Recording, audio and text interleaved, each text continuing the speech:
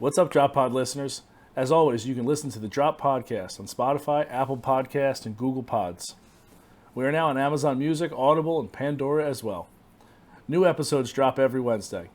You can also find all of our content on YouTube at the Drop Golf Podcast and on our socials. That's Instagram and Twitter at the Drop_pod. No matter how you consume us, like, subscribe, rate, review, all that good stuff. Follow and listen along. Slide into the DMs. We're willing to come out and play. This is the Drop Podcast where we talk golfing in the Garden State. I'm Mike Porro, and this is Ryan Coulott. What's going on, everyone? Another great week. I hope everyone's doing well out there. We got another big episode coming at you. We're on a little bit of a college kick here. We had Milan Dobedel a couple weeks ago. Last week we had Cole Eckert from Richmond University, and this week we're going to have Colin Summers. He plays out of Fairfield University. He's the 2021 USA Today and NJ.com Boys Golfer of the Year, 2021 state champion from Westfield, New Jersey, 2021 junior champion as well. It was a big year for him. He finished fourth at the Ike Invitational this year. That tournament, if you go back and either listen or remember, that Milan ended up winning. So right in the mix with all these guys. We're going to kind of continue our little college series we got going on here. So make sure you stay on and listen for Colin. Just a little caveat, kind of like last week, we recorded Colin and Cole fairly close to each other in the beginning of August. But as you well know, I was in Ireland. Mike played Pine Valley. We've had, vacations, end of summer stuff, and just kind of got caught up with getting busy. So there's some things in the interview that might not necessarily be as time appropriate as other ones are. So just kind of giving you that little heads up, as well as Colin's internet is not the best at where he was stationed. So there's some points where it gets a little tricky. So just if you can work through that, you're going to listen to a great interview. So please stick around and give that a listen. Again, we keep pushing them. Drop Pod Polos, flukeapparelco.com. Go check them out. Polo season's starting to run out. Go get them while you can. There's a sale this week. They got to get to them. Go get them. I mean, listen, they're normally $65. Chris at Fluke Apparel Co. is running a sale. It's his 1-year anniversary of being a business. He dropped the price to $40. So I know some people have told me, oh, Mike, 65 is stretching it. I don't really get a budget for that. Respect it, understand it. Now it's only $220s. It's $220s. Yeah. We all know we got $220s lined everywhere and anywhere. Not asking for a lot. $220s. Go get them. They're hot. They're great. We've emphasized it over and over and over again. $40. Go beat it. End of the season sale. FlukeApparelCo.com. Golf collection. You'll see them right there. The Drop Pod Polos. Pick them up today. Right. You're not going to get a better polo for that price. You sure not. We've talked about it, Mike. How many times have we said this is comparable to the Grayson and Peter Millar stuff? I mean, it's lightweight, it's stretchy, it's fantastic material, looks good, it feels good. There's no reason not to. And now that it's legitimately $25 cheaper than it was before, no reason not to. Go check it out, flukeapparelco.com. As Mike said, golf collection, Drop Pod Polos. Go get yours today. And be on the lookout at Fluke Apparel. Keep checking their website. See what pops up in the near future. Little hint, hint, wink, wink coming at you there. Mike, let's get into some topics that are, I don't want to say quick, but just some quicker updates, I guess. Like some quick hitters, like some a little quick b-ball. hitters. We're gonna hit a quick. That's yeah. A little quick hitter. Yeah, exactly. Little speed golf coming at you here. That's the way I like to play. This just came across. So let's start with this one. It's Monday. Mike and I are recording. And about an hour ago, Phil posted on his Instagram an apology or a statement or whatever you want to call it about his gambling. It's a little fluffy, a little nonsensical, if you want to call it that, but basically apologizes for for being distracted by his gambling, that he's a gambling addict, that it's kind of taken over his life. He doesn't go into grave detail with it, just kind of talks more about like how it's been a distraction. But this is really the first time that Phil's kind of admitted his gambling. So a big step in that regard. And everyone saw the article that came out that he's lost $1 billion or he's bet $1 billion in gambling. And I mean, that sounds wild, but I mean, when you have the money and when you're winning at big clips, it's just astronomical. But obviously, someone that's betting that much money better be able to back it up. And I mean, he's got the wealth to back it up, but clearly he's got an issue if you have to do it all the time and you're gambling that much. So this being the first time that he's saying something about it, I think is a huge deal. While it was kind of a non-deal in his post saying how it was distracting, he didn't feel present at times and that sort of thing. I think it's a huge deal. It's really the first time he's acknowledged it. And that's, if you listen to any addict, that's the first step, is acknowledging that they have an issue, whether it's alcoholics or gambleholics or whatever it is. So his acknowledgement is a big deal. And I don't know, I wonder what happens next for him. Do we see that he's in and out of rehab for it? Is it something he's seeing a therapist for? Or, I think time will tell, because that's super new, but yeah, that just came across about an hour ago. And while the statement itself wasn't terribly groundbreaking, I think the statement as a whole is. Yeah, listen, it's Phil. I sometimes these days about Phil, it's hard to really get a grasp on what Phil Mickelson's all about. He goes from, being the unsung hero at Kiowa, and then all of a sudden, jumps over to Live and all these things. Like, there's no doubt, I think a lot of his comments about, the PGA Tour having excess money and not spending it wisely, things along those lines, clearly was accurate. But then it's just like, the Billy Walters book comes out, Phil stays quiet. Now Phil issues this statement right around the Ryder Cup. It's all kind of like, sometimes it's hard to get a grasp on who Phil Mickelson truly is, because I like to think he's sorry and he's taking steps towards improving. But sometimes it's like about Phil. It's all about Phil, and he's got to be the center of attention. And it's, I don't know. I hope he's doing well, as if I know the fucking guy. But but I just don't know. I can't really, it's one of those things, like, I don't know if I believe him or not. I don't. So it's a great PR move. It certainly could be. If you want to look at it like that, I think it certainly could be. But how Phil has his quirks. There's no doubt about that, right? Like he's got like he seems calculated in a lot of ways, and there's certainly some things there that like are not likable about Phil. But he's been right. He was right about the Live stuff. I mean, it took this big defiant act, but look what he did. Look, everything that he said, they have all this money. I'm going to go to Live, so they do that. And then the PGA Tour changes all of their stuff, which is exactly what he's asking the PGA Tour to do. So, like, I know that I'm not a huge fan of how he did it. You know how I kind of feel about Live. I don't really particularly like any of that stuff. But he was right in it. He was right about that, but I don't know.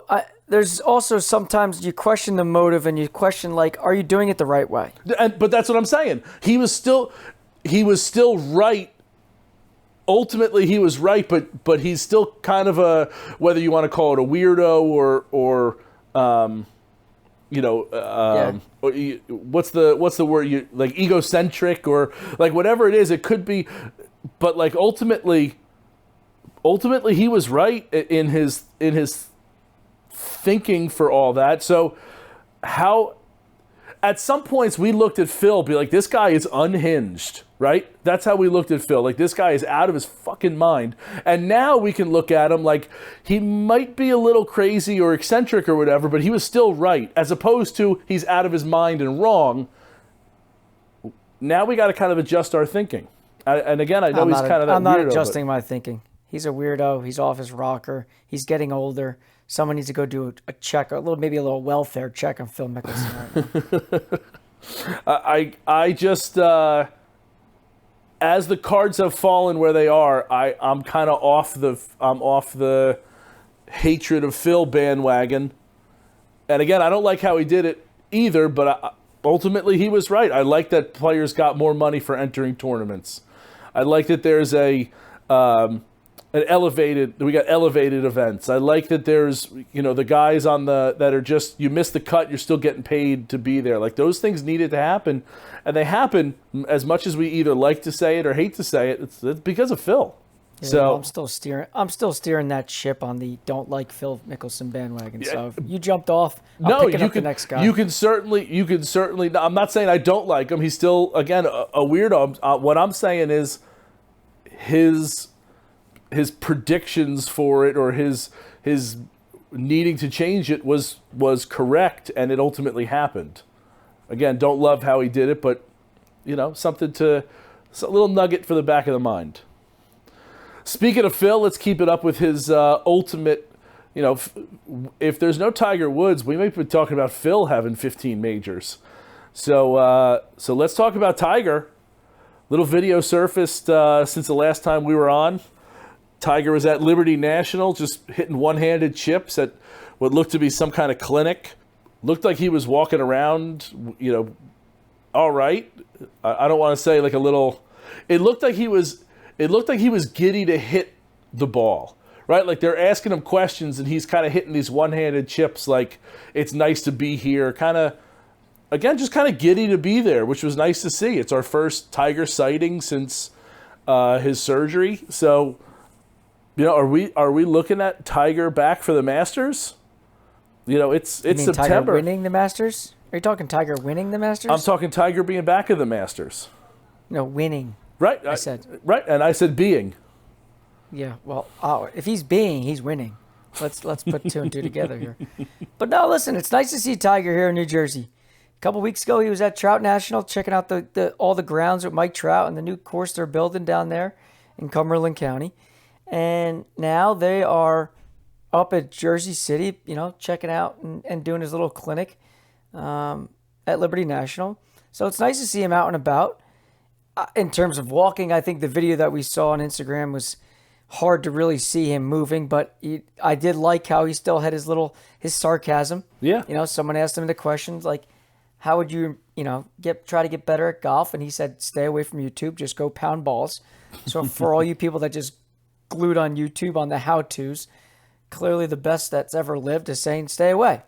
So go pound balls, like he says. Yeah, so that was another big one, this week. Again, it's in New Jersey, so it pertains to us. But just seeing Tiger back, it's good because Tiger's good for golf, and hopefully we'll get Tiger back sooner rather than later. I think that was I think that'd be great. I think everyone would be super excited for that. I think the one thing Tiger always has circled on his calendars nowadays is where he is the father-son. Or whatever it's called now. Maybe it's like... Yeah, that one that JT and his dad always win. Yeah. Father-child or parent-child. I don't forget the name. Parent-child, whatever the new name of it is. Like, I think him and Charlie have that circled in terms of, like, that's when he likes to play. And it's a nice thing for Tiger because he can ride in the golf cart. He doesn't have to walk. He can still hit the shots. So I think that whenever that normally comes, I think it's right around Thanksgiving time. That's always something I think that he has kind of circled on his calendar. Yeah. Do you think we're seeing them in that? 100%. Okay. I mean, he did look, again, it looked like he was excited to be there. He had, it's tough to see if he had a little pep in his step, but like he wasn't in a boot. He wasn't limping. He clearly wasn't limping. Like, I don't know if he was moving well. I wouldn't call it that, but like, because he's kind of wandering around, but there's not a limp for sure. There's not a, it's not like he was in a walking boot or anything like that.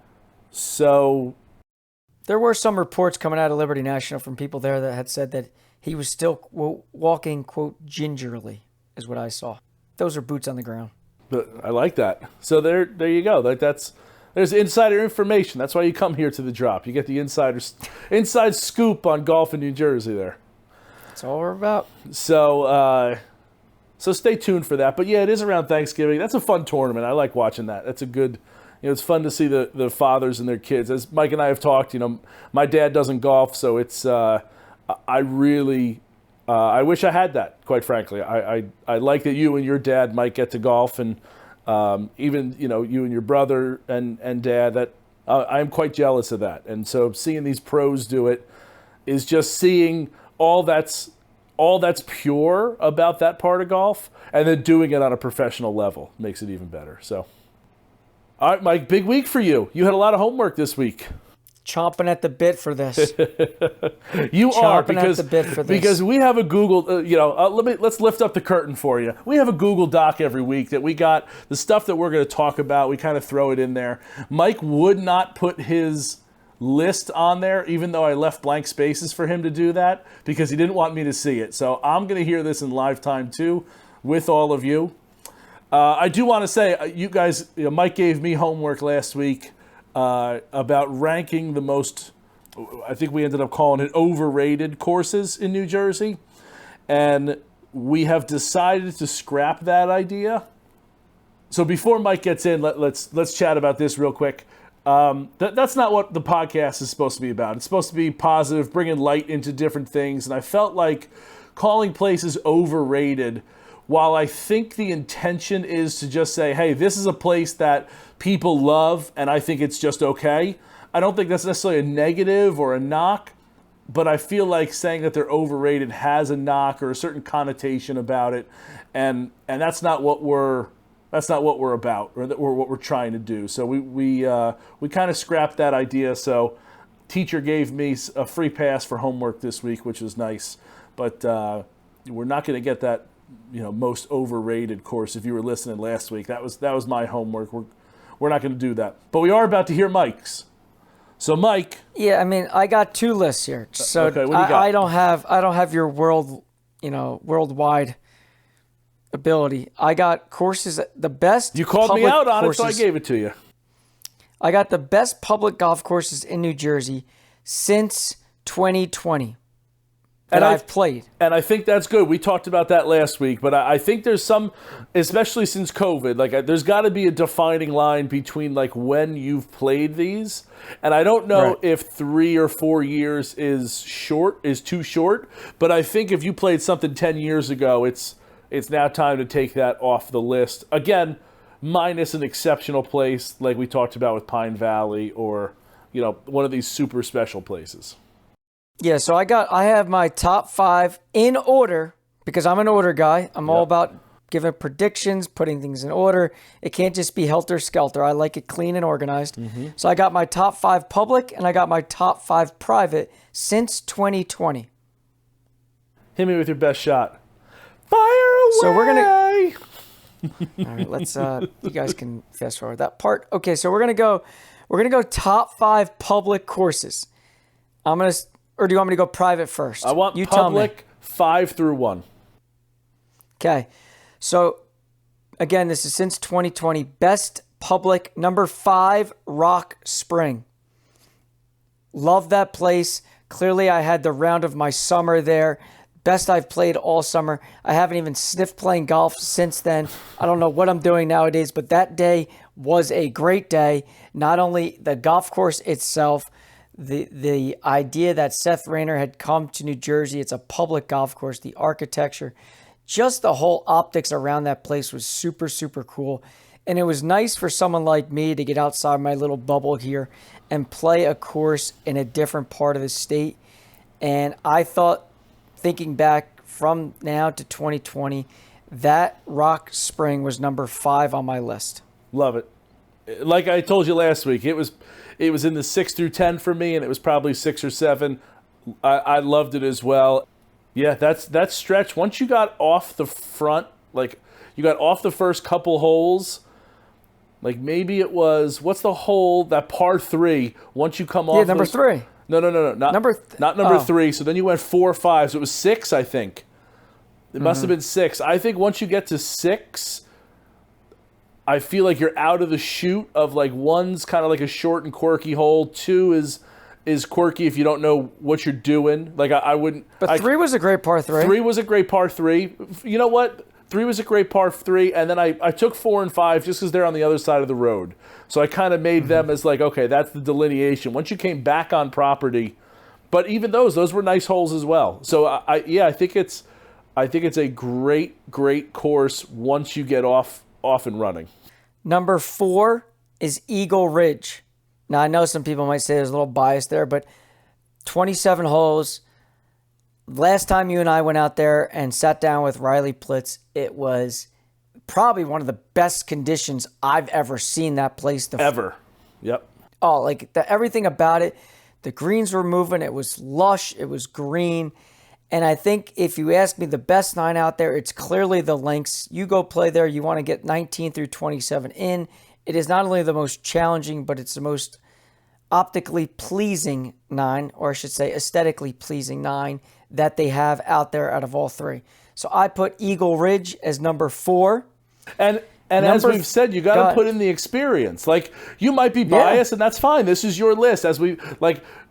Chris talked about it a ton. Chris Dimmick talked about it a ton with, like, your list might be different from mine because I like this kind of design. You might hate Marion, and I might love Marion. Like, that's fine. I'd love Marion. But I would love it too. But I'm saying, like, you have to take that into consideration. You might have played Eagle Ridge a ton. We might know Riley well. She's still doing a great job there. The course, that doesn't take away from the course being in immaculate shape. It doesn't take away from the foliage being wonderfully looking. It doesn't take away from the bunkers being well manicured and all that kind of stuff. So, for sure.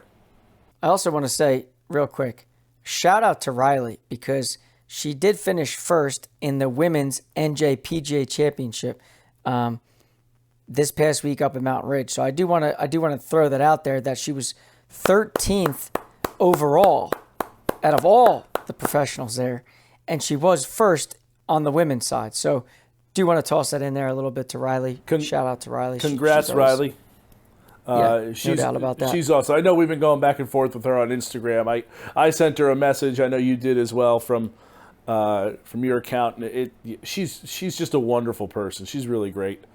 No doubt. So good things happen to good people, and clearly it did this past week. Number 3 on the list is Ballamore. Again, I think we've harped on this a lot about my affection for that place down there, even when it wasn't in the best shape this past spring. I guess it was when I played there. Yeah. So I have and again, I've played it in other times. I put that number 3. It might have been higher, but these 2 I have at 1 and 2.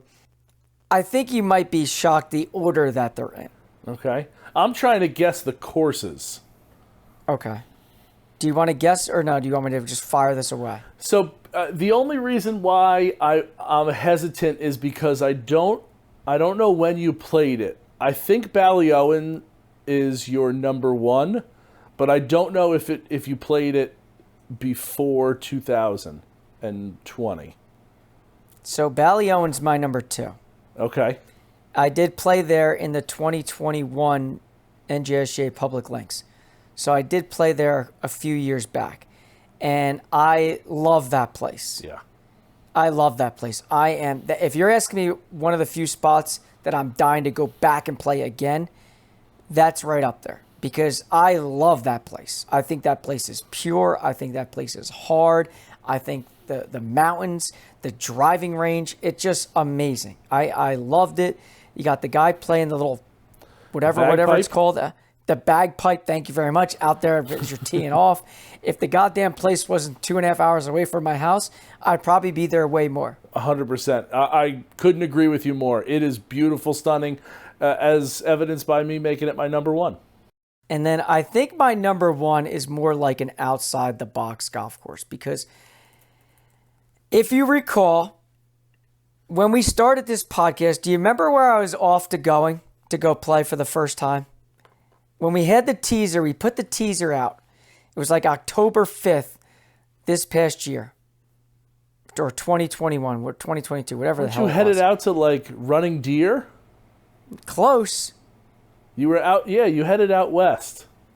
I was going to Scotland Run. Scotland Run, that's it. I was going to say it was the other one in that family, wherever it was. Yeah. Right, so I put Scotland Run my number one. Wow. And this kind of dates us back a little bit, almost, I guess now, 50 weeks at this point. But there was something about Scotland Run when I played it that was awesome. It was awesome. That's a place that I am dying to get back and play to. There was something about that place that was just so cool. I mean, if you remember, they have like a helicopter or a plane in the right side of one of the holes. I want to say it's like 15 or 16, that there's just like legitimately like a plane out there. It's just, I don't know what it was, but when I was looking through I stand corrected. It's on the 16th hole in the waste bunker on the right side there. Now, as I'm remembering, something about that place stood out to me as I was going through all the courses that I've played in the last 4 years on the public side. It was Scotland Run. It was Scotland Run. The 9th hole, hitting it right back into the clubhouse, the par 3, 2-tiered green. Scotland Run was my number one public golf course in the last 4 years of golfing in New Jersey. Wow. Okay. That is, I'm going to say that's shocking, especially with how much you talk about Ballamore specifically, but even though how much I know you like Ballyowen as well, because we've talked about that both on and off the pod. Is that your first time playing Scotland Run? You've only played it the one time? I was. Okay. Wow. Okay. Ballamore, listen, it's really hard because those three for me are like, I guess I want to say the cream of the crop in terms of what I've played for public golf. Scotland Run, Ballyowen, Ballamore. It's really 1A, 1B, and 1C for me. But I don't like that. I can't operate in it. Oh, it's either the best, the second best, and the third best. So when I'm literally sitting down the other day doing my homework, I'm trying to like think about what I remember most about each spot. Ballamore was a slight downgrade from Ballyowen. Ballyowen was like so good. But something about Scotland Run just kept making me come back to that place. Whether it was the practice facility, whether it was the first tee, this narrow shootout as you're going after this. It was just something about the place. It's different. Yeah. I know people are going to be like, are you out of your mind? All the public golf we have in New Jersey and you're picking Scotland Run? Damn right, people. I am. Well, we're going to have to put a trip there soon because I've never played it. You've only played it once. I think we need to maybe bump that a little higher on our list there. That was, like I said, you did get me. I did not think, I thought for sure, when you said Ballamore at 3, I thought for sure Ballyowen at 1. Because I thought those would be 1 and 2. Yep. And then when you said it at 3, I was like, okay, Ballyowen at 1, but I don't know what would be at 2. Okay. Yeah. I listen, you know how I am. I had the pros and cons sheet out. Yeah. I'm going back and forth. It was a real homework assignment for me. I hate doing homework. I can guarantee you that Mike was up like at night in his bed, right? His wife's asleep, but he's got a nightlight on and he's got a pad and paper, pros and cons about each of them, like chewing on a pencil. I can guarantee that that's what was going on. Yeah, so I mean that's my top 5. I can't. You know what, Mike? First, I don't think anyone should argue with anybody's list because these lists, when we put them out, these lists are your opinions. Again, I think if you were to say something like, well, I've been knocking them all over, so let's keep it going, right? If you're going to put Shark River on that list, maybe Shark River's on that list because you haven't played many other courses. So then there it is. Like, there's that reasoning. If you're like us and have played more than 5 golf courses, you're not going to put Shark River on that list. But I like that goes to personal preference. So I don't think I could argue with you regardless, but I haven't played Scotland Run or Ballamore, so, you know, I loved Rock Spring, so there's no reason not to put it on there. Let me ask you this. I do want to ask you. The podcast started at Hominy Hill, right? We've talked about that before. Did you not like Hominy, or is it because of how we played the course there?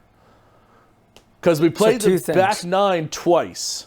Because Mike and I went out one afternoon, and we played the back 9, which is where they were starting us that day. We were starting on 10. We played 10 through 18, and then they were sending us off to 1. And it was so slow. We played the first, I mean, it felt, I think it was nearly 3 hours, if I'm not mistaken. It was like 2.5 plus. Yeah.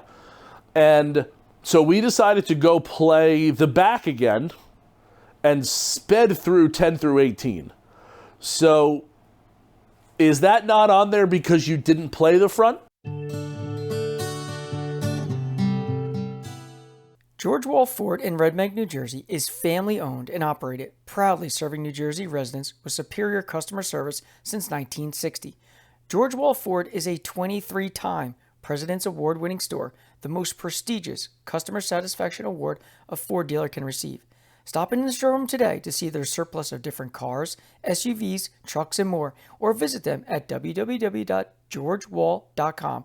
There isn't a better place to shop. Just call 732-704-1932 and ask for Jeremy Wall. George Wall Ford in Red Bank for all your car buying needs. So 2 things.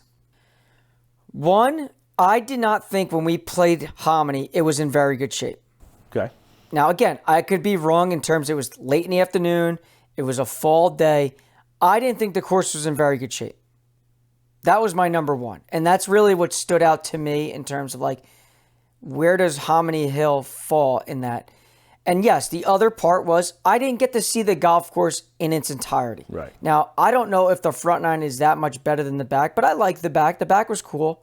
I really like the 11th hole. The par 3 is really neat. I really like that hole. Mm-hmm. I know it's just kind of basic for some people, but it's cool. I kind of like that one. You got the water there. It's more challenging than it looks. Yeah. So to me, like, downhill shot. That's why Hominy didn't make the list. Other than that, I didn't think it was in good shape. Mike, I've said this many times on this podcast. I think Hominy gets overplayed. I love Hominy. I really do. The bones there are great, and it's even more than the bones. But you got to play it. Well, here's what we got to do. In June, May or June, we got to go play it. Because that's when it's at its best. It's gotten. You need popped, an early morning tee time. But it's popped. I'm telling you, you get to play it in like August and September, and it's gotten overplayed to the point where like people don't fix divots there. You get people that just come from all over the state and go, oh, it's Hominy Hill. Like, let's go knock it around there. And it just gets beat up, quite frankly, because they do 350 rounds a day for the entire summer. You get too many people that don't take good enough care of it, and it gets scarred by that time of year. For that's exactly what happens. A year ago, a few days ago, it just gets too scarred. So you're right. It wasn't in the pristine shape that it is in late May and in June, and I think that's when we should go play it again so you can see it at its best. But I totally get why it wasn't on your list. Honestly, even if it wasn't in great shape, I didn't think it would be on your list just because you didn't play 18. You played 9 twice. Yeah, I mean, that was number 2. But to your point, like, I just didn't think it was. I didn't think it was good. Yeah, I could be wrong, and that's fine. I mean, let's go. So we got your publics now. Talk to me about the privates. You got private New Jerseys on there? Is that the other? I got you 5. 2 lists. My top 5 private New Jerseys. You got your top 5 privates. In order, which I think could probably be guessed very easily. I do. There's none of these I feel like that are going to be like, oh, wow, or I gotcha, the way the publics are. Okay. So number 5 on my top 5 private courses that I've played since 2020 is Hamilton Farm. Playing there this year, I thought that place was super cool. Flawless driving range. Unbelievable pro shop, clubhouse, eating area. Putting green, ridiculously nice. And then the golf course itself, I think, speaks volumes in terms of like being hard but fair, challenging but enjoyable. Hamilton Farm, number 5. Yeah, that's a place that I really, really want to get to. We've talked a lot about it at different times this year between having Mark Costanza on and Pat Wilson. We had Nick Bova on. Those are three guys that could very easily take us out there. So I could see the course as well. Little hint, hint, wink, wink there, fellas. But that's a place that I felt like each person said the same things while saying different things, if that makes sense. They all loved it, and they all loved it for different reasons. And like you just mentioned, like the practice, the driving range, flawless, putting green, spectacular, right? You could love that, and the course is speaking for itself. You could go into the golf course architecture of it. You could go into the facilities of like the clubhouse, the pro shop. Like I feel like each of those guys talked about a different part of it, and it was all very awesome and intriguing to me, for sure on that. So Hamilton Farm, number 5. Number 4, Atlantic City Country Club. Par 70, super challenging, sneaky long for par 70. And then the views along, I want to say it's like 12 to 16, 13 to 16, something in that ballpark, is stupid nice. And then the history of walking through that little clubhouse locker room area, unreal to see some of the names in there. And I think just the history of that, and I know, I'm pretty sure that's where something was created. One of the terms that you and I have mentioned the term before. birdie. I think, the term birdie was created there.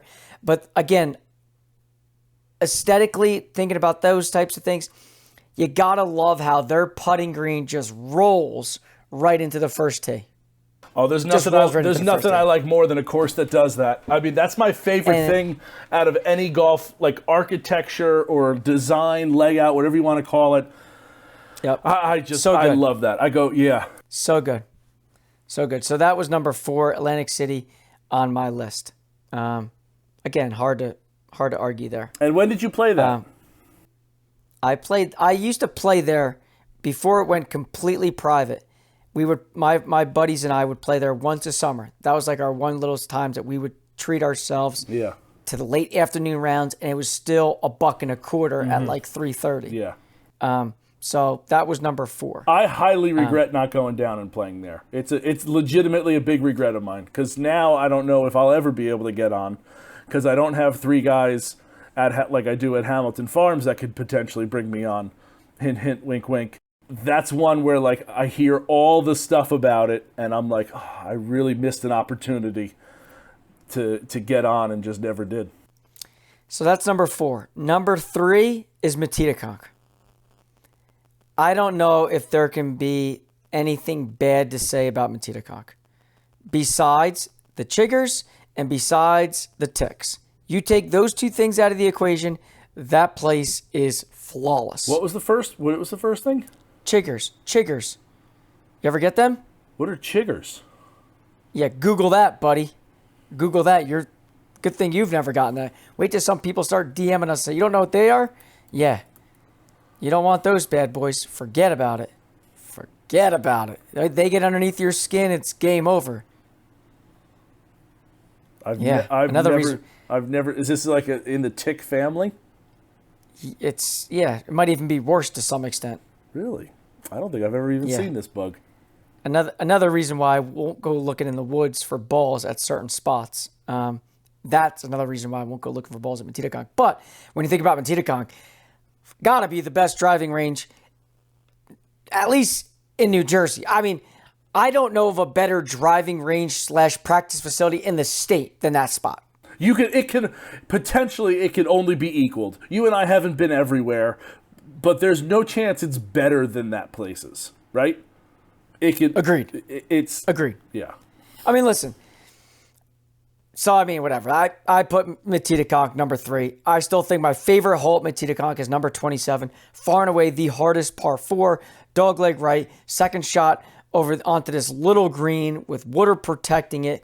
Far and away the toughest hole that place has. Toughest hole. I watched Chris the caddy at that hole. Yep, that's a great hole. Do you have a guess on 1 and 2? I do. Do you have the order? I think Pine Valley's 1 and Manasquan's 2. That's it. So number 2 on my list is Manasquan River. I'm not even going to say a single word about this place because through 50 other episodes, I've harped on this enough about my love there. Go listen to clearly 48 other episodes, and Mike's mentioning Right. Manasquan. Yeah. But clearly number 1 was Pine Valley. And I say this with no disrespect to every other private course in the state of New Jersey. But Pine Valley, as you've listened to whatever episode it was, every hole is just different. It's just amazing. It's unbelievable to look at. You soak it all in. Like, you know why when you're on those grounds, why that place year in and year out is number 1. So I had it number 1 on my list. It'll probably be number 1 on my list forever. That will be my exception to the rule. So my list went Pine Valley 1, Manasquan River number 2, Metedeconk number 3, Atlantic City Country Club number 4, and Hamilton Farm number 5. Did you think I'd have somebody else on there? I did not. I know I liked North Jersey more than you did, so I didn't think it would be on your list there. I think But here's the thing I'll say about it. Here's the thing. It's not that I would say I did not like NJCC. I didn't. I played like shit. You just said it. I think it just says no disrespect to the other ones. Yeah. And that's why we're not doing the most overrated list, because we already kind of de facto, honestly, by saying Pine Valley, you're by definition saying I don't like something about Manasquan, which it's not true. So like it's just the innateness of this, and the same thing, like you're saying you like Manasquan at 2, Hamilton Farms at 5. So innately you're saying Hamilton Farms is not as good as this one. So doing a most overrated, that's why I think it's overly mean for us, because we're doing these lists anyway, and we're not trying to knock anybody, but it doesn't mean that you don't like a place. It doesn't mean you don't like NJCC. It just, you liked Hamilton Farms better. You liked Manasquan better. You like all these places better. Same thing. There's no harm in that. Yeah. So I mean, listen, we could have tossed a million other ones on there between the Ridge, NJCC, Navasink. I'm sure there's others that I'm missing that we could easily think of, but that was my list. I can't lie. It wasn't something I just put together just now. I've actually sat down. I've thought about it. I've dissected it. I had places moving in, moving out, moving up, moving down. But when I got them all done, I put it in red ink to finalize it with no spelling mistakes to ensure that that was my official red pen on paper list as of Monday, September 18th, 2023. What course, like I said, Rock Spring would have been my course that could have been in the public, that I had a hard time kicking it out of my top 5. What course for you was the hardest to say, that's just number 6? I can't do it. That's just my number 6 course. What's your one that moved? You just said it moved in and out. Give me one of those that's like. Well, I can't lie. There was parts of me that I liked Essex Fells. I did. Yeah. Essex Fells was really, really cool. It was different. The undulation of going up and down, I just kind of was digging that. I was. Another one on the private side that I really... The stonework on those, like, along the waters, and beautiful. Yep. Another one I really liked on the private side was Little Mill. Mm-hmm. I love that spot out there.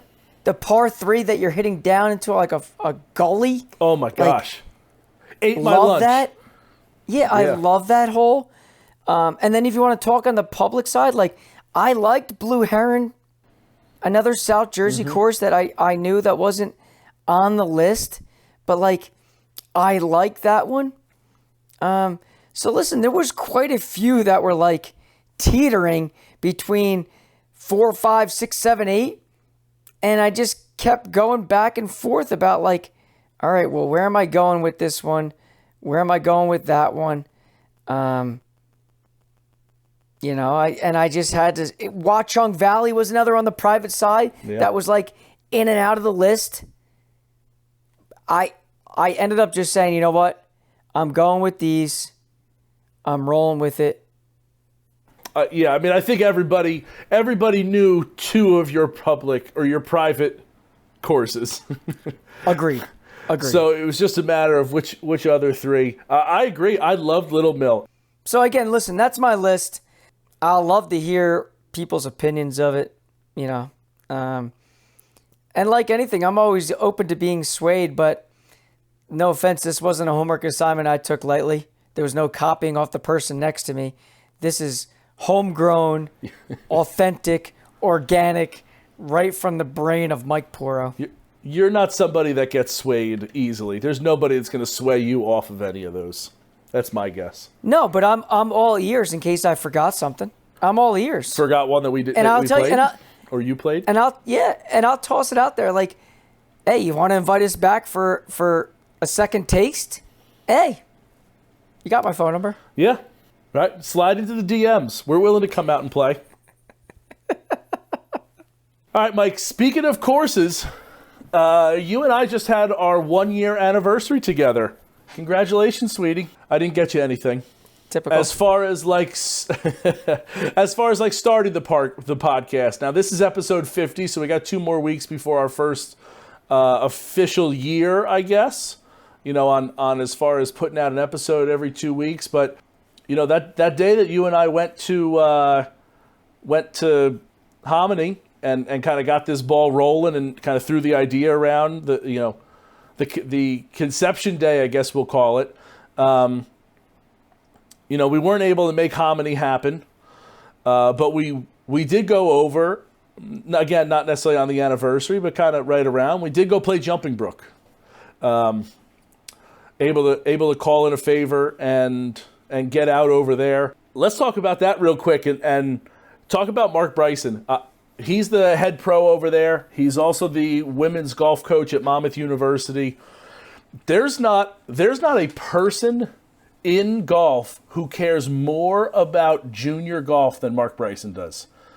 He's an absolutely amazing man. I can't say enough good things about him. He's tremendous. He's a great human being. Does great with tournaments. He knows golf. Now getting into the women's college side with Monmouth University, he's doing some recruiting, bringing in people from kind of all over the country. Again, he's a wonderful, wonderful, wonderful person. The golf course was in as good a shape. Now, Mike, we've been playing that course probably for 10 years. It's probably been 10 plus years that I've been on that course between friends who were members there or playing in tournaments there or practice rounds. This is as good as I've ever seen the course. It was in as good a shape as ever. So I don't know the superintendent's name, but he's doing a phenomenal job. Him and Mark have the course just absolutely humming. What'd you think of the course? I know I've played it more than you. We were talking about that on the course, that I've again played it a whole bunch with like friends who are members or whatever. So I was shocked to hear that I've played it so much more than you have. So what did you think of the course?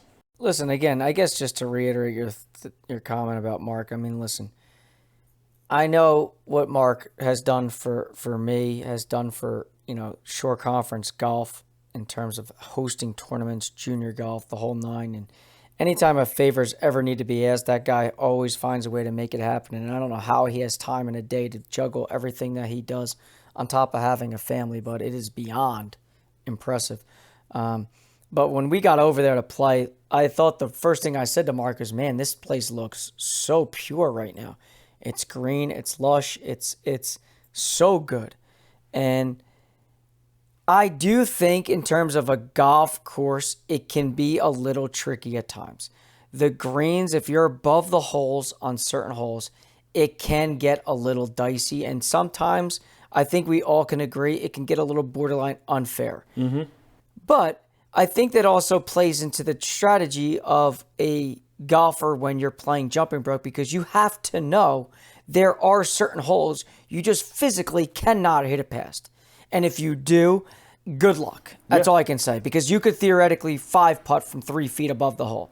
So you need to really know and think your way and like they say, poke and prod your way around a golf course. Did that. Check. Completed that. Yeah, because I can't tell you, there was a couple times I was above the hole and I'm like, oh, hopefully this hits the hole.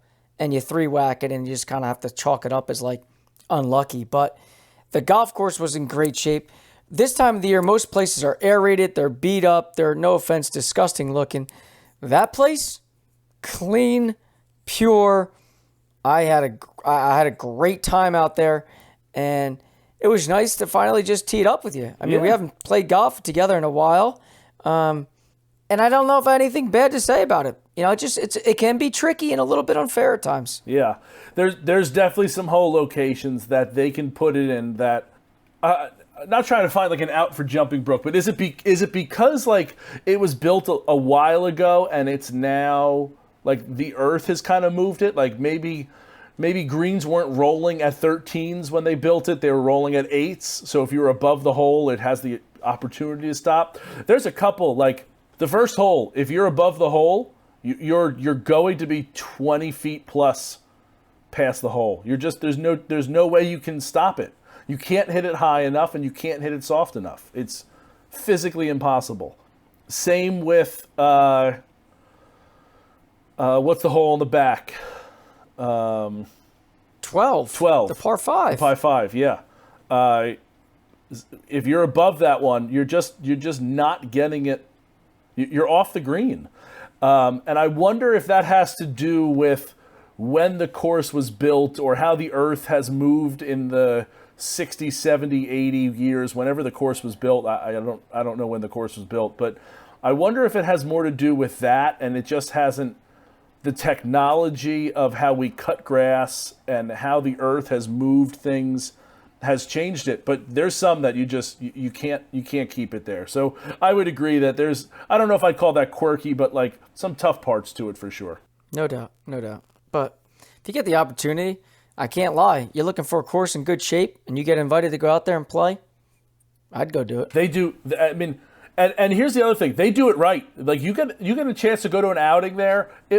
I don't think it'll be on the expensive side because I know that there's some outings that are $150 there. Go play in an outing there. Again, the course is tremendous. You're gonna have a great day. There's no chance you're not going to. They do every part of it right. They do the drinking right. They do the after events right. The golf course is tremendous. You're gonna have a great time. But big shout out to Mark. Thank you for having us over. Course was in great shape. You know you're the man. I really appreciate you, Mark. And I know Mike does too. All right, Mike. Last topic here. Let's touch base on the Korn Ferry Tour. We kind of did like a little recap. Right now, as the standings sit, Chris finished T5 last week. I told you he's going to be a big week. Yep. I called it last week. I said he's bound to play well. He's a gamer. He's going to, the lights are on. The dude's going to get it done. And listen, he was right there on Sunday. Yeah. Chomping at the bit. He's set himself up nicely. He's jumped from 30. Was he 33, 34, 32, something like that? He's now 24th in the points list, which if it ended today, that's PGA Tour card. So I don't want to say congratulations, Chris, because there's still two more events. But great job, Chris. You did what you need to do. Do it again. Keep up the good work, bud. Really rooting for you. Yeah, I mean, listen, they're in Ohio this week, and then they take a 1 week break before the Tour Championship. Mm-hmm. And listen, he's got to be feeling good going into this week. I know. Ryan did not play particularly well this week. He missed the cut. He struggled on Thursday. Max was right there in contention the whole week until, I don't know what happened on Sunday, but the dude fired like a 78 or 79 on Sunday and completely faltered out of the lead. Right, but like you said, he was top 10 before that. Yeah. Yeah. He was leading the tournament. Yeah. And then just faltered on Sunday.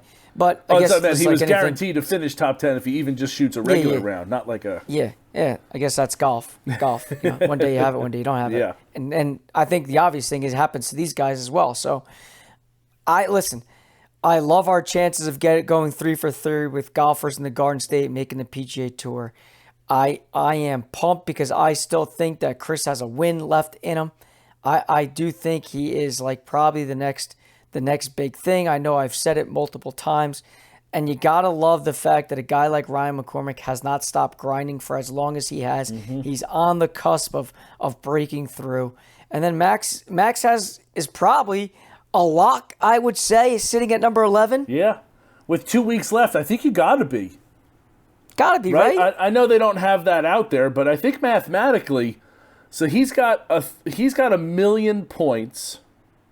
Oh, I'm sorry, 1,000 points. And 30th has 750. 753. So like, I don't necessarily Unless know the those point guys system, like win. right? Yeah, but even then, like, I gotta think Max is in. I gotta think he's in. And honestly, what was Ryan last week? 19. Right. So he dropped 1 point and missed the cut. Like, I kind of gotta think he's in too. Yeah, well, you got to think that it's important that if the guys above you are playing well, you're fine. It's those guys that are probably hovering around between like 30 to like 60. If they make a little bit of a run, that's when things get dicey. Right, because you know what? So like between 27 and 30, there's tight. less than 20. There's 23 points between those 4 spots, and then it just gets and tight. then below it. 53 between 30 and 40 there's 50 points. So like again, you're right, that might not be a whole lot either. So again, I would think Ryan's in. I know he'd want to play better. I really obviously I'm rooting for Chris. I want Chris to do well. Obviously rooting for Max, but I know Chris. I don't really know Max as well. But I think the story that I'm really rooting for is Ryan. As you said, he's been grinding out there for years. He's in his early 30s now, having never made it. You know, that's the baseball story. What's that movie where he's a minor leaguer forever? I know you're not a movie guy. You're asking me about movies. It came to me just after we stopped recording, and the movie's Bull Durham. It's not Major League. I'll remember it, I'm sure, as soon as we stop recording this. But, you know, I really am rooting for him to get his tour card and just see his dream come true. It literally gives me goosebumps thinking about that. So Rye, rooting for you, right? Shake that week off. Get it back this week. Chris and Max, good luck. Again, having 3 guys in so far, knock on wood. Let's hope they get in and let's hope they keep doing work. So keep repping New Jersey, fellas. Make us proud. All right, that's going to be it for Mike and I today. Stick around. We got Colin Summers interview coming up. We did have a great interview with him. It was really a lot of fun. I gave you the caveat at the top about his internet being a little tricky at some points, but again, if you can stick through some of that, then I think you're in for a real treat. He had a lot of good stuff to say, a lot of fun insight. And again, just continuing this college series that we got going on. So I hope you like it. We're going to send you to Colin Summers. Enjoy. All County Exteriors is a third-generation, premier exterior home remodeling company celebrating over 40 years in business. In a remodeling world where the average remodeling company only survives in business for only 5 years, All County Exteriors has stood the test of time, providing their customers with top-quality roofing, siding, windows, and doors. They service homeowners and builders with anything from small repairs to large additions. All County Exteriors is not just limited to construction. They have a deep passion for giving back to their community and are charitable supporters of the Make-A-Wish Foundation, the American Cancer Society, Roofs for Troops, and Parents of Autistic Children. If you have planned to do any exterior remodeling, call the experts at All County Exteriors for a free, no-obligation estimate for your project. Just call 732-370-2780 or email them at info@allcountyonline.com. That's 732-370-2780. 2780 for all county exteriors for all your remodeling needs. So today's guest is the 2021 USA Today and NewJersey.com Boys Golfer of the Year. He was also first team All-State that year. An impressive stat is he went out and shot 63 in the 2021 New Jersey State Championship to win the individual title. He went on that summer as well to win the Met Junior Champ. He was also the Met Junior Champion in 2021. He's currently playing Division I golf at Fairfield University. Colin Summers, thanks so much for coming on today's show. Yeah, thanks for having me. I'm looking forward to it. Yeah, listen, touching base with young players like yourself that can really, as I like to phrase, golf their golf balls is exciting because, I think for someone like me and even Ryan to some extent, we vicariously live through you guys. Like, we think we can play, but the reality is, we really can't. And you guys can. But why don't we start at the beginning and Hold on. I'd like to go for the record. I don't think I can play. Well, okay, you have spurts that you think you can. Right? Okay. But anyway, Kyle, why don't you give us a little bit of a background about you, like where you started, how you got into the game, and then kind of get to where you are today.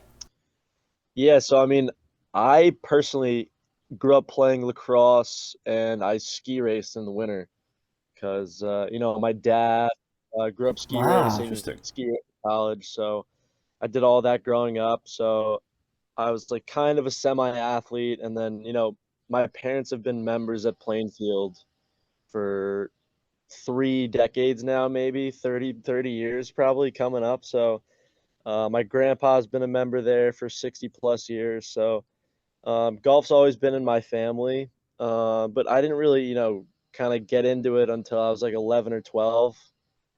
And then, I started not to, my love for lacrosse kind of diminished. And then I started to pick up golf and absolutely fell in love with it.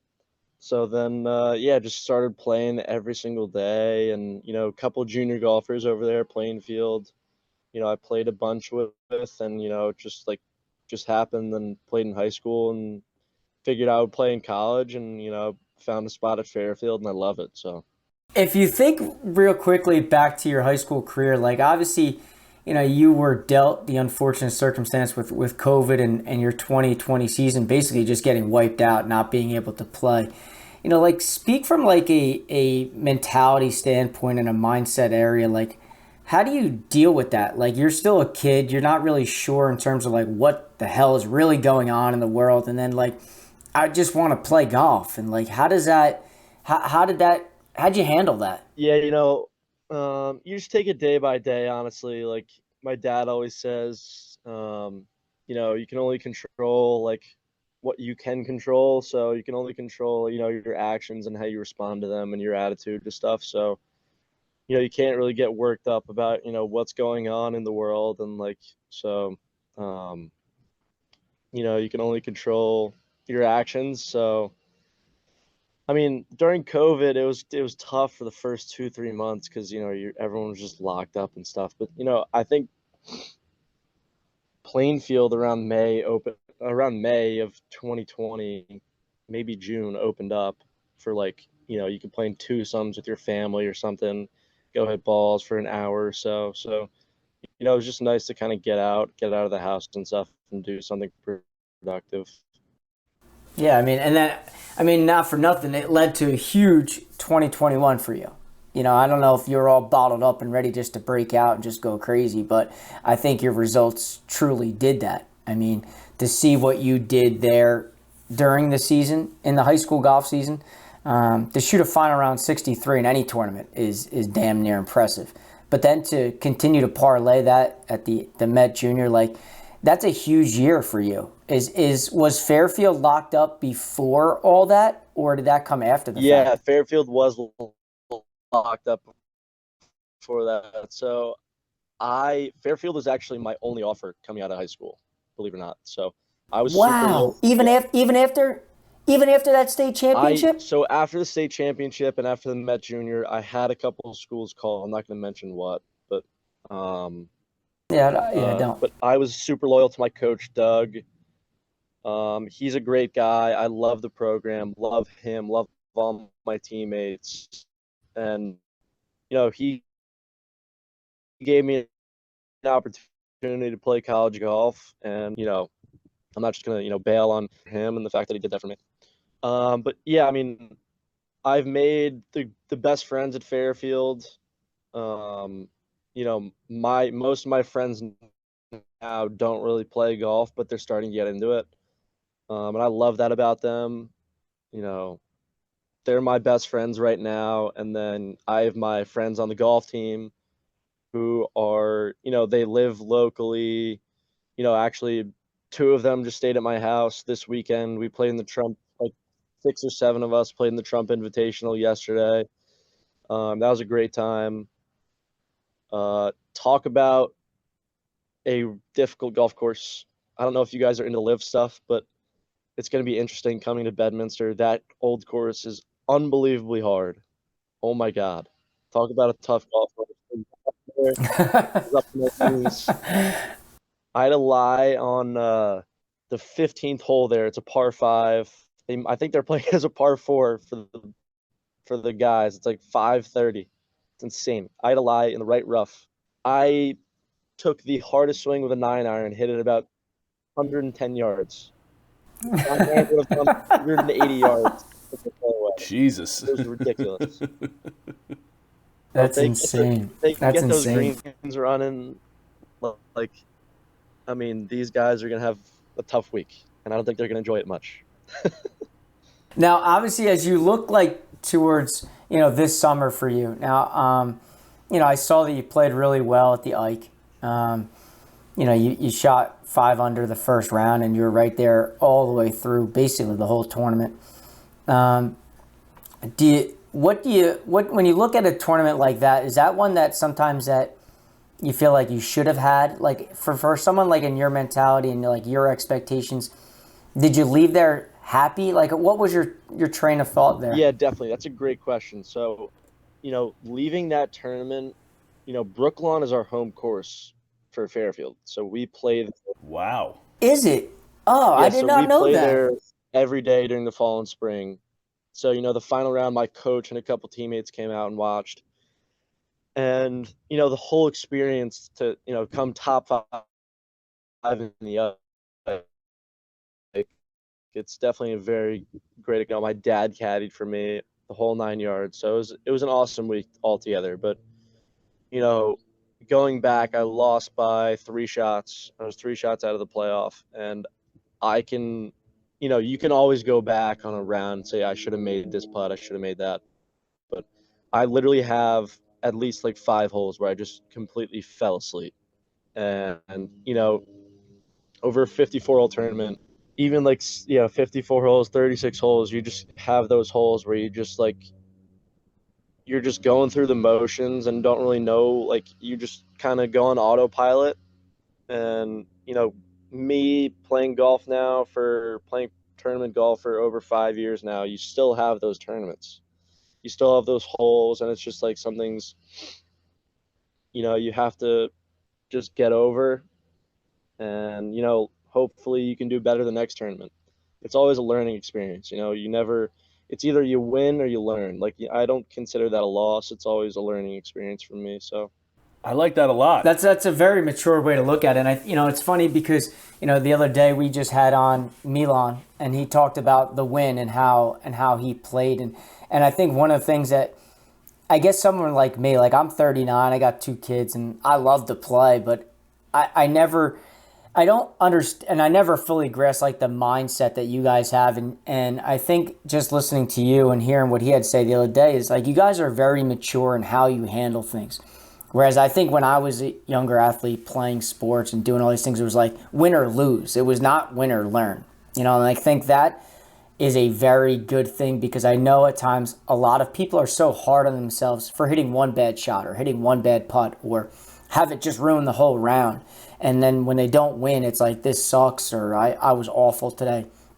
But listening to you guys talk, you have such a mature way of handling things, which is why I think that you guys play golf at such a high level very consistently. It's not just like a one time, hey, I shot 65 today, and then the next 3 days I shot 80. You know, like speak a little bit to how you develop that mindset for other people that may be listening. Yeah, so first of all, Milan is an unbelievable player. I played with him the last 2 rounds of the Ike. Unbelievable player, better person. Kid hits a great ball. He's got a bright future. But going back to your point, like, you know, it's like, how do you like deal with that? It's almost like, you know, the decade golf has helped me a lot learn the process of how to play golf, because there's a specific way how to play the game. You don't just go out and hit it and try to get in the hole. It's like hitting the percentage shots that get you on the green and get you like not closest to the hole, but closest to the hole where you're on the green. It's complicated. So like you just take it shot by shot, and as cliche as that sounds, that's really what you have to do. You have to analyze each shot with like what you're presented with. So Yeah, dude, it's amazing because he harped on the same thing, and now I'm a little more familiar than Ryan is with decade golf and the analytics. I'm a big numbers dork, and like I love that stuff. And obviously, when I grew up, and we didn't have that. It was really just like just look at the numbers, find your numbers, and hit it. You know. But now I think, you know, you guys have so many resources at your fingertips, and you guys are smart that you know how to utilize everything the right way. And you know, decade is just another great example of that.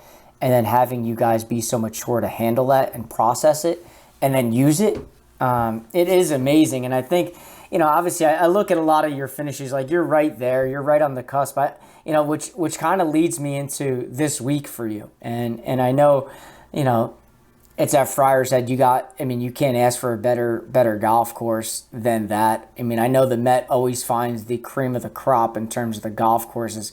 And this is just another example of that. You know, and I kind of took a peek at your pairings too, and I saw that you're playing with Luke, another, you know, he's a big time golfer down there at Duke, and you know I'm not too familiar with Matt, but I know like you're right around other guys in you know the area that are all teeing up. Like, what are your thoughts heading into this week in this big time tournament again? yeah, so I mean, first of all, I played Friars Head for the first time for a practice round 2 weeks ago. Unbelievable golf course, unbelievable range, clubhouse, everything about it is basically perfect. Lot there is perfect. The range is perfect. Matt Kuchar was on the range hitting balls next to me when I was there. It's like it's a golfer's paradise. I'm not gonna lie. So I'm bringing one of my buddies out there to caddy for me. You know, my parents are gonna come out and watch me. It's gonna be a great week, but you know, like playing with Luke, it's nothing different. It's just like another guy who's playing, but like to play with Luke Sample, it's awesome. He's a great friend of mine, great kid. But no, I mean, you just gotta stick to your own game and worry about what you're doing, not what anyone else is doing. So it's the same thing for each tournament. Is it you know, I guess it's, do you have, and I guess always, is it like, do you have expectations, or are you just so fixated like on like just shot by shot, or like do you say going into this tournament like, you know, dude, I'm gonna win this damn thing, like it's my turn, I'm right up, I'm, you know, chomping at the bit, I'm right on everybody's heels, like it's my turn to win this damn thing? Or do thoughts like that not No, cross definitely. your mind? I mean, it's a fine line that you have to play, like, right? So you obviously want to go into a tournament with a winner's mindset, but you can't get too far ahead of yourself saying like, you know, you're 5 holes in and you're like 1 or 2 under, you're like, oh my God, I'm gonna win. Because then you get that added pressure that you don't need. It's just, you know, I go into a tournament personally saying, if I do everything that I need to do every shot, I will have the opportunity to win this tournament. And obviously throughout, you know, 54 holes, or the Met-Am is going to be 100 or so holes of match play and stroke play. It's just, you know, you're going to get bad breaks and you're going to get good breaks too. So you just have to deal with, those things and keep a level head. And I like to, throughout those tournaments, I like to keep the mindset of just like keeping it between the guardrails. You can't get too high or too low on yourself. Thinking too far ahead or too far back in the past, because, those things affect golf shots. And, if you make a bogey on the last hole and you try to press the next hole, you short side yourself because you're going at a flag from 150 yards. Make another bogey. It's just like you can't go have this snowball effect. So it's just, it's just like it's a mental game more than anything, and that's why I love it. So, and going back to your last point about like the analyzation of golf, it's such an objective game. The numbers and everything is right in front of you. So that's why I personally love it more than any other sport, because you can tell how good someone is at the game rather than like, lacrosse or basketball, who have, there's other factors that play into those sports. There's height, there's speed and stick skills and handling and shooting and blah, blah, blah. So you could have a horrible swing in golf and still play well and shoot good scores. And that's why I love it. So everyone has, the same opportunity to play well in golf that, allow you to, be successful. Yeah. No, I like that. Yeah, I like that. And isn't that the thing that Titleist said a couple years ago? It's kind of why TPI came about. It was like there's not a perfect golf swing, but there's a perfect golf swing for everybody. So you get people, like Rory's got a perfect swing, but then you look at some other people that it looks a little differently. As long as they get the club to where it needs to be, does it really matter? Yeah. I'm not going to name names, but there's a guy who finished in the top 10 at the State Open who doesn't have the greatest swing and was he's an unbelievable player. And I love that. I love those guys who swing it their own way and do it their own way, and they're like great players and find a way. I love that. Well, now I got to go look at the leaderboard. But obviously, when you look ahead to the Med-Am, like when you think about all that golf in such a short period of time, first of all, it's got to be, the hope is that you get through the 36 holes on Thursday, right? And then, but as you look ahead and you see all that golf, especially there, like that's got to be like a motivating factor, saying like, God, if I can just get through 36, I get to live and on this pristine piece of property for another day. Like that motivation's got to be like amazing. Yeah. So I personally don't think that way. That's the difference between you and me. I'm thinking about holding the trophy already. I haven't even hit my first tee shot. I make 7 on the first hole and I'm quitting. Like I heard Brooks Koepka talking in an interview like a year or two ago when he was on the PGA Tour, and he was saying like early in my career, and I would always think about like making cuts and stuff, and he would always be around the cut and stuff, and your thoughts like limit your ability. So I mean, I'm gonna go into that thinking I can win the stroke play if I play well, if I do all the things that I need to do leading up. So I need to prepare well, I need to hydrate, I need to eat well, I need to get good rest, and I need to get my swing dialed in, my putting. And hopefully, by Thursday morning rolls around, I'm hitting it well, and we can just it's a mental game after that. So once you have everything dialed in, it's just how can you manage your misses and manage your mind on the golf course for 36 holes. And then when you talk about getting your game right, like obviously I know Ryan Hager is one of the guys that you work closely with. Ryan came on the show way back when for us, probably like in early December, and he's such a good dude. He knows the golf swing inside and out. Like Ryan and I joke around, like we watch his videos as if he's giving us a personal lesson. But what are some things that you and Ryan are working on to prepare for Thursday, or what have you already done to prepare for Thursday? Yeah, I mean Hager's the best. He's been at Plainfield. He interned at Plainfield from Penn State for a couple of years, went to Balti, and then came back to Plainfield. So my family's a Penn State family. My sister went there, so we've been to a bunch of football games with him. He's like a brother to me, pretty much, an older brother. Uh, That's a yeah, good so resource to he's the have. best. Yeah, that So, is. he's super, super helpful with his time. The guy teaches 8-9 hours a day. Right now is like, right now, much and my verticals are too late. So I'm trying to move my verticals earlier. So honestly, funny, the video he posted probably 2 or 3, 4 days ago with the range bucket, Yeah, I saw that. Yeah, that was like yeah. what I told him I need to work on, and he was like, I agree with that. So that's like, yeah. So I think he posted that because like like kind of mentioned that to him. He thought it was a good drill for other people to work on. So that's exactly what I'm doing right now. Like I will go on the range and do that for 30 minutes. Like that, I do it with an alignment stick just because it's easier for me. Um, I'll do that for 30 minutes and then take the alignment stick out for another 30 minutes. Try to get a feel that I can play with on the golf course because that's kind of what you need. And then, yeah, I mean, I just do a couple simple putting drills. I do the gate drill, a couple setup drills, and I do like the 4-foot circle. I just put 6 tees in a circle at 4 feet and try to make 50 in a row or something. Yeah, those are yeah. The gate drill is something 50 I in a swear I row. live by. Yeah, I'm quitting after 5. I'm quitting after Yeah, 5. 50 I'm trying to get 5 in a Take me row. a couple hours, so.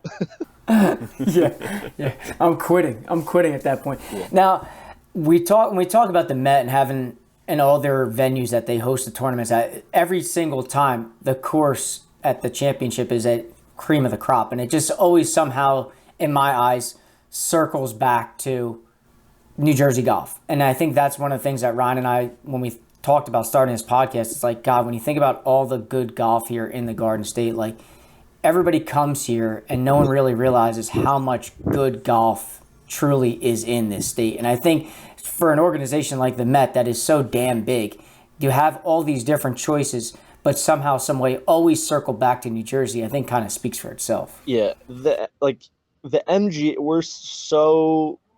I said this to a couple buddies and even some of the officials. I was like, we're so lucky and spoiled, to have you guys and what you guys do for us. Because, I personally don't think I'm going to go ahead and play professional golf after college, but, to play in these amateur events and be able to play at places like Friars Head and like Fenway and Plainfield and Baltusrol and Brooklawn, all these places that they're having these, majors at. It's unbelievable. And the way they run the tournaments, it can't be beat. They're perfect. They're first class. They treat everyone with the utmost respect. Like after I won the Met Junior, like obviously it's a big tournament, but it's not like a super, super big tournament in the MGA. Everyone I don't even know some of the officials' names. They all know my name. It's unbelievable. It's unbelievable. I still to this day, when I go to a tournament, I'll show up to the front desk, and the interns will know my name. The second year interns will. It's unbelievable. They're honestly the best. I can't. Chris Gaffney, unbelievable job. I don't know their hours or what they do, but it's unbelievable. I can't. They deserve all the credit. The players get the credit, but honestly, at the end of the day, it's them because they keep the golf courses super fair, like it never gets out of hand. They keep them fair but tough, and it's great. I love playing in their tournaments. That's awesome. Yeah, it's good to hear that they, as Mike said, they keep coming back to Jersey for a reason. There's just such a plethora of good courses here and courses that they can do things with. They can make it tough but fair, like you said, and it's just, yeah, Jersey's got the best for a reason. So I mean, the MGA has like a rotation for each tournament every year. So they go, New Jersey, and then Westchester, Connecticut, and then Long Island. So they've like a 3-year rotation that they go. And, next year it was like released where the Ike's going to be next year. So it's at Nassau Country Club out in Long Island. I've personally never been there, never even heard of it, but I looked at pictures and it's like an unbelievable golf course.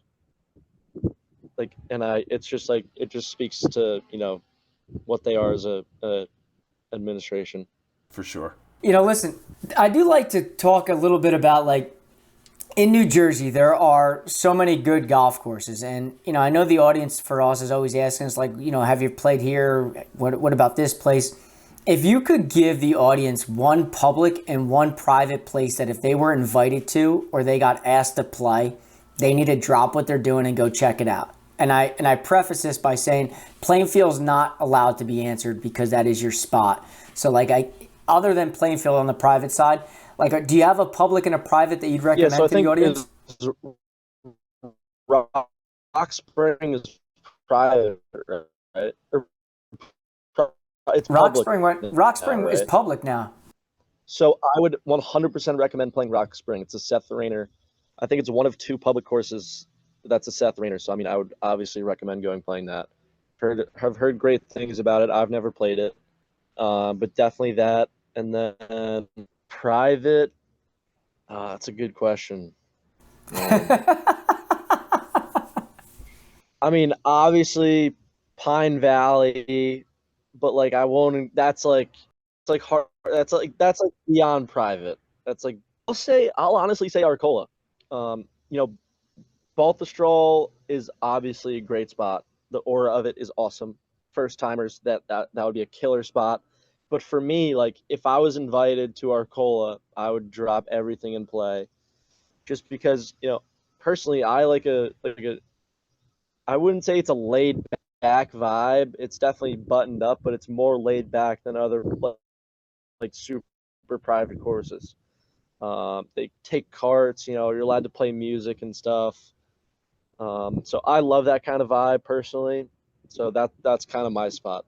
I play in the Arcola Cup every year, and I look forward to that event every single year because it's just they run it great and it's a great spot. It's funny you say we've heard Arcola a few times, Rye. A few people have mentioned Arcola.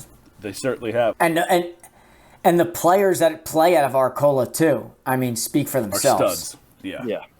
Colin, like someone who plays at such a high level like you do, obviously has his own routine and things you go through, whether it's in practice or whatever. But I want to ask you about any kind of quirks or superstitions you might have, because I think that golfers are rather quirky kind of by nature. What are some things that you need to have or you do before you're getting ready for some competition that you just must have? Yeah, that's a good question. So I always wear the same short in competition. Always? Always. Yeah, the past 2 summers, I've worn the same. So tell me, you have 5 pairs of the same shorts? Of the same short. Please tell me they got washed. Yeah, they've been washed a couple times. Okay. Same shorts, same exact socks, like same height socks, same model every time. I can't wear different socks.